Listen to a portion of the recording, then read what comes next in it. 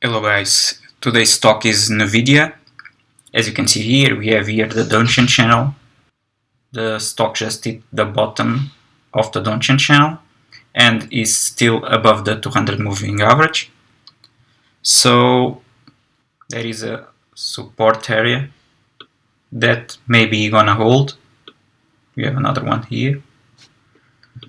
So my idea is we're gonna go here long today at market open, and I'm gonna try to ride the price until the top of channel.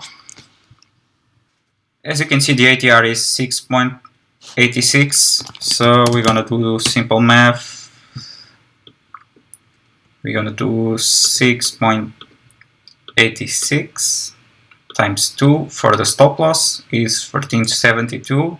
So at market open, we're gonna check 1372 should be around this area here. It's gonna be our stop, and for our target we're gonna do minimum 6 times the ATR, so 6 times 686 is $41, so 180 is gonna be roughly 220.